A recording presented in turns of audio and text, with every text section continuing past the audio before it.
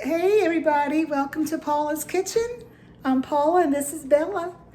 And this morning I cooked cookies and now I'm gonna make a beef dinner for Bella.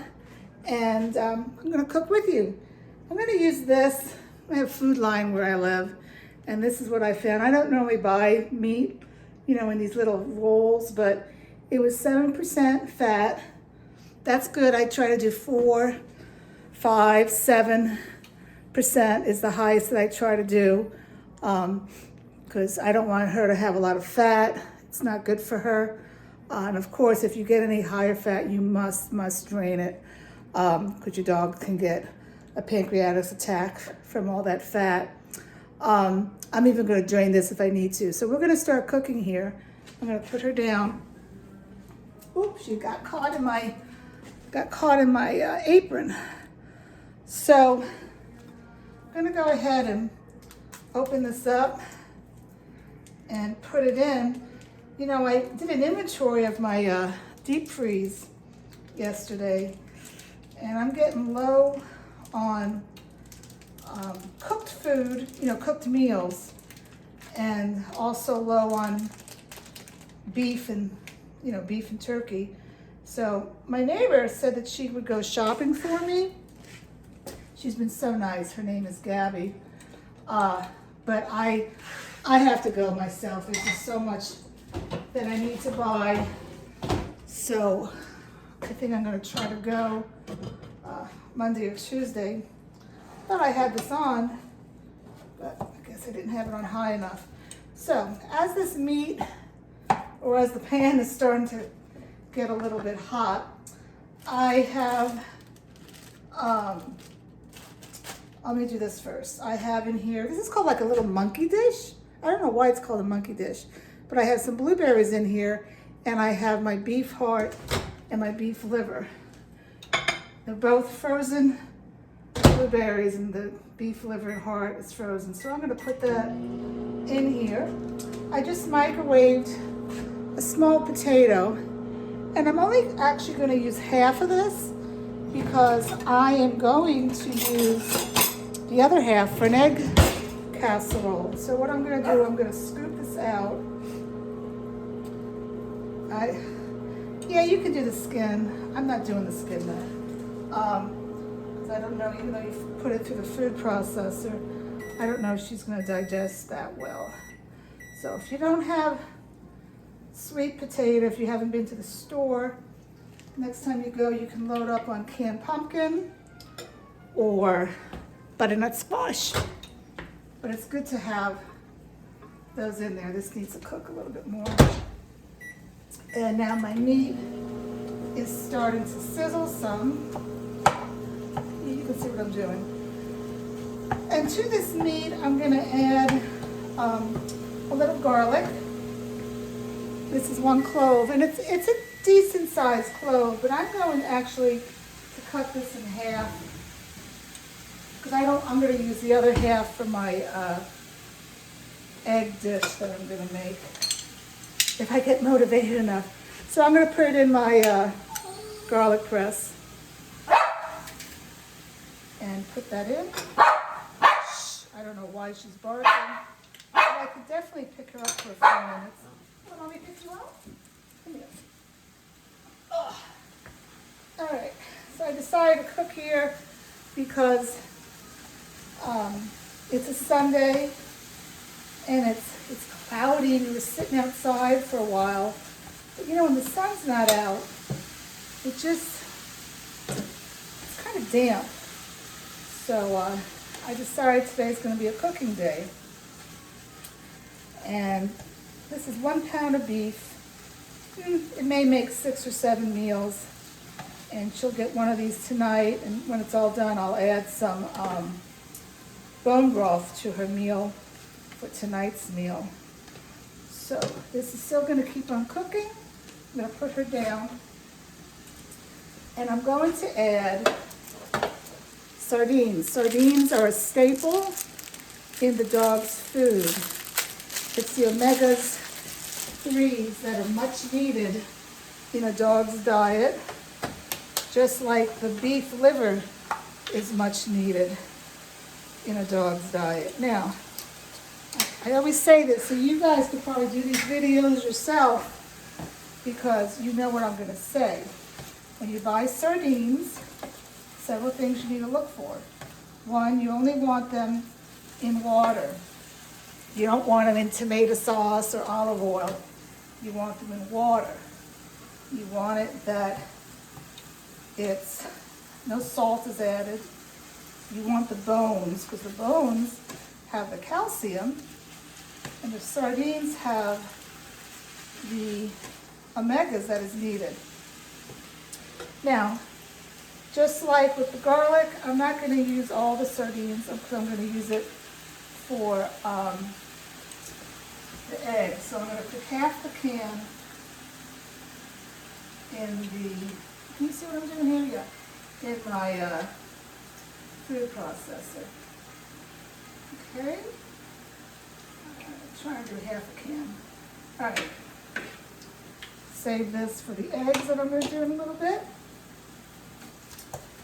And to this, for the heck of it, I'm going to add some of these asparagus. Normally, you see me microwave them. I'll just put the whole thing in. But this has been sitting out for quite a while, so they got defrosted. And I will put zucchini in as well. Can you see? Let's move this up here some more so you can see what I'm doing. I'll just cook that all in. I'm going to save this bag because I'm going to put my prepared food in there. Okay. So I need this to cook some more. You know, see this food, the meat is still not cooked. A lot of people, I was talking to a friend yesterday and her dog is 14 years old. It's having tumors in the mouth and they don't know where else the tumors are, but the liver is enlarged. And she's a very dear friend of mine and I'm always honest with her. I'm actually a very honest person if you don't know that. I tell you what I think. I don't sugarcoat anything, but I told her that she has been feeding her dog Kibble all its 14 years. And yeah, the liver is enlarged because Kibble has a lot of crap in it, a lot of chemicals and pesticides and just carcinogenic crap, and it's all going through the liver. So I said, you need a next dog, home cook. And she says, I don't have time for home cooking. And I said, well, there's no excuse. If you can't home cook, you can be a raw feeder. And a lot of people do raw. I'm not one of those. Firstly, because I like to cook. This gives me much pleasure. But secondly, I don't know, raw feeding, ugh, it's just not me. But I know that shh, stop it. People do it. And they swear by it. Actually, I think, I'll pick her up for another second. I think the holistic vets actually say that raw feeding is the number one way to go, with home cooking the second number way to go. But I'm not going to be a raw feeder. But look into it. If you don't have time to home cook, please do look into it. As in anything on the web, you're going to find people say bad things about raw feeding. People say bad things about home cooking. You know what? You got to consider your source. You know in your gut what is good for your dog. And this right here, I could eat this. That's how good it is. And you notice I'm not going to add any kind of a grain to this. You never want to give your dogs corn. Corn is a GMO product and made, they spray it with a Monsanto. Plus corn has many other problems with it. It when it's sitting in a silo, it just builds a lot of bacteria in it. And then that gets in your dog's gut. Not good. When I bake my treats, I don't do flour. I try to do non-GMO oats. And you also notice I don't do dairy. Dairy along with wheat can cause a very yeasty dog. How do you know if your dog is yeasty? If your dog smells of Fritos, it has a yeast infection. So take your dog off of dairy. No cheese, of course, no milk. Some people do goat's milk. I've never done goat's milk. I give her a little plain yogurt every now and then.